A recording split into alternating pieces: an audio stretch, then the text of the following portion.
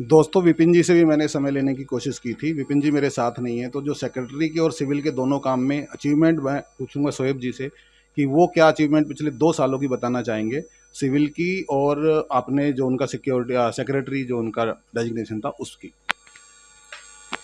तो मैं सभी को नमस्कार। तो मैं स्टार्ट करना चाहूँगा बेसिकली। सबसे अहम जो हाई राइज़ सोसाइटीज़ में सबसे अहम चीज़ जो होती है वो है लिफ्ट्स। जैसे ही हम आए थे लिफ्ट में बहुत अनिमिया बहुत डिस्क्रिपेंसीज़ थी और उन डिस्क्रिपेंसीज़ को हमारी रिस्पॉन्सिबिलिटी थी, क्योंकि as a high rise society lift हमारी लाइफ़लाइन होती है। तो हमारी रिस्पॉन्सिबिलिटी थी कि उसे सबसे पहले एड्रेस करना, और एज़ अ बोर्ड मेंबर्स हमने सबने डिसाइड किया था कि हाँ, हम उसे टेकअप करेंगे इर्रेस्पेक्टिव कि हम कितना फंड्स उसमें एलोकेट कर पाते हैं। इनिशियल एनालिसिस जो हमारी कहती थी कि हम शायद से सेम कॉस्टिंग में ईएमसीज़ अटेन कर लेंगे ओईएम से, जॉनसन्स एंड पुणे से। लेकिन जैसे ही हमने उन्हें अप्रोच किया तो उन्होंने ऑडिट्स का उठाया और तो बोला कि पहले हम ऑडिट करेंगे और ऑडिट फाइंडिंग के हिसाब से हम बेसिकली ईएमसीज़ देंगे। ऑडिट फाइंडिंग्स उन्होंने ऑडिट्स किया और ऑडिट फाइंडिंग्स जो थी वो बहुत चौंका देने वाली थी। लगभग सारे सिक्योरिटी जो बाईपास होते हैं, वैसे सारे सिक्योरिटीज़ बाईपास थी। अनाउंसमेंट सिस्टम काम नहीं कर रहे थे, और लिफ्ट्स बहुत सारी लिफ्ट्स थी जो एक एक दो दो रोप्स पे चल रही थी, जबकि मैक्सिमम 3 रोप 4 रोप्स जो लिफ्ट्स के हिसाब से होते हैं, वो एक कंसर्न था। कुछ ए टावर का एग्जांपल देना चाहूँगा। वहाँ पे जो लिफ्ट का जो जिस पे रोप चल रहा होता है पूरा, वो पूरा लगभग आधा गल चुका था, और वो किसी भी समय हादसे को में कन्वर्ट हो सकता था। जैसे ही हम आए हमें ये पता चला तो हमने तुरंत तत्काल प्रभाव से जॉनसन और कोनी को रोप इन किया। उन्होंने जो भी ऑडिट्स किए उस ऑडिट्स को जो भी उनसे मल्टीपल राउंड्स ऑफ डिस्कशंस हुए, उन ऑडिट्स पे कॉस्ट बहुत हाई थी। हमें नहीं लग रहा था कि हम इतना कॉस्ट बियर अप कर सकते हैं। उस कॉस्ट को नेगोशिएट करके मल्टीपल राउंड्स में नीचे लेके आए और वो उसको एग्जीक्यूट कराया, और आज हम उस स्थिति में खड़े हैं जब लिफ्ट्स की ऑलमोस्ट ज़ीरो कंप्लेंट्स होती हैं। येस, छोटी-मोटी कंप्लेंट्स होती हैं, लेकिन हमें हमेशा जॉनसन और पुणे का इंजीनियर्स हमेशा राउंड द क्लॉक यहाँ अवेलेबल होता है इन वर्किंग आवर्स, और वो उसे एड्रेस करता है और फास्टली एड्रेस करता है। दूसरा, हमारे यहाँ सबसे बड़ी प्रॉब्लम थी कि कंप्लेंट्स का कोई ट्रैकिंग नहीं थी। नो ब्रोकर रोड चल रहा था, लेकिन लोगों के में ये अवेयरनेस नहीं थी कि एनबीएचबी है, नो ब्रोकर रोड भी है, वहाँ आप कंप्लेंट डालोगे तो एड्रेस होगी। लोगों को लगता था एक फ़ोन करेंगे तभी एड्रेस होगी, बिना फ़ोन के नहीं होगी। उस प्रोसेस को हमने इम्प्रूव किया।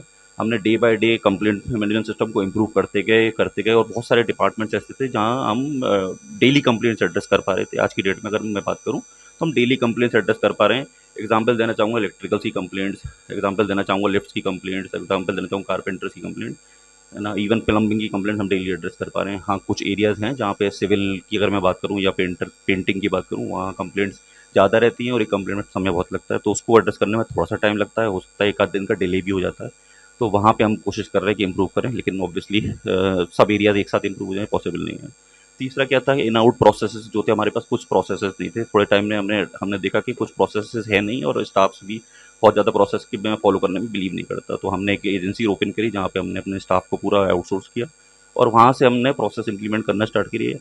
इन आउट का प्रोसेस इंप्लीमेंट किया पूरा, ताकि shift in shift out properly execute हो पाए, प्रॉपर पेपर वर्क हो, प्रॉपर एंट्रीज हो, प्रॉपर ट्रांजेक्शन हो, और उस ट्रांजेक्शन हमारे ए अकाउंट में हो। और उसके अलावा एनओसीज़ के प्रोसेस, अगर मैं पिछले साल की बात करूँ, पिछली हेओ की, तो हमें आज तक कोई डॉक्यूमेंटेशन नहीं है कि कितनी एनओसी पूरे साल में एग्जीक्यूट हुई। अगर हम पिछले 2 साल की बात करें, हमें एक एक एनओसीज़ का पता है कि क्या एग्जीक्यूट हुई, और उस एनओसीज़ के प्रोसेस को भी हमने day in day out improve किया है। कुछ डिस्क्रिपेंसीज भी फाउंड हुई थी बीच में, तो हमें एनओसीज़ के फॉर्मेट्स में भी चेंज किए, वो एक थी। इस सोसाइटी में फॉगिंग, रोडेंट कंट्रोल जैसी चीज़ें थी नहीं, और फॉगिंग थी भी तो ऐसी थी कि हो गई तो बोल दिया तो हो जाती थी। और हमने एक प्रोसेस इम्प्लीमेंट किया जहाँ वीकली 2 बार फॉगिंग होती है, वीकली 2 बार रोडेंट कंट्रोल होता है। एक रोडेंट कंट्रोल का, रोडेंट्स का स्पेशली हमने एनबीएस में एक सेक्शन डाला, ताकि वहाँ पे रोडेंट से रिलेटेड जो भी कंप्लेंट्स हों वो रेजिडेंट्स डाल सकें। प्रॉपर कंप्लेंट का सिस्टम अडॉप्ट किया, और उसका जो फीडबैक सिस्टम था वो अडॉप्ट किया। रैंडम फीडबैक्स हमने कंप्लेंट्स पे ली। कुछ एरियाज़ ऐसे थे जहाँ पेरेंट्स के कंसर्न्स थे कि वो सीसीटीवीज़ होने चाहिए बच्चों के प्ले एरिया में या हमारे मार्केट गेट्स पे। हमने, हालांकि बजट्स बहुत कंस्ट्रेंट्स थे, लेकिन हमने फिर भी वहाँ ऐसे एरियाज जहाँ बिल्कुल आउटमोस्ट इंपॉर्टेंट था, हमने वो इंप्लीमेंट किए। सीसीटीवी मार्केट से प्ले एरिया आपका सीसीटीवी से कवर्ड है, आपके मार्केट गेट दोनों सीसीटीवी से कवर्ड है। प्लस क्या क्या था कि नाइट आवर्स में कभी भी क्या होता था, जनरली रेजिडेंट्स की कंप्लेंट रहती है कि नाइट आवर्स में कोई भी होता नहीं है मेंटेनेंस ऑफिस में एड्रेस करने वाला। तो हमने जो हेल्प डेस्क का सिस्टम था वो बेसिकली इंप्लीमेंट किया। आज की डेट में आपके पास नाइट में हेल्प डेस्क होती है, हेल्प होता है, कोई भी इमरजेंसी होती है आप जाते हैं मेंटेनेंस ऑफिस में, वो आपको होता है एड्रेस करने के लिए। और वो बेसिकली आपकी कंप्लेंट को उस तरीके से लेता है, क्योंकि नाइट में जनरली ये कंप्लेंट रहती है कि स्टाफ है नहीं है, तो वो मेंटेनेंस ऑफिस में नहीं है। वहाँ एक डेडिकेटेड हेल्प डेस्क नाइट में होता है जो आपकी हर परेशानी को सुनने के लिए तैयार है। फिर आपका डोर लॉक हो गया या कुछ भी एक्सवाइज़ इमरजेंसी हो गई तो वो एड्रेस करने के लिए। तो ये कुछ ऐसे चीज़ें हैं जो हमने इन 2 सालों में एड्रेस करने की कोशिश करी, और कुछ हद तक हम कोशिश में कामयाब हो पाए। हाँ, हो सकता है कुछ एक चीज़ों में इम्प्रूवमेंट का स्कोप है, वो हमेशा रहेगा। तो ये सब चीज़ें थी जो हाँ हमने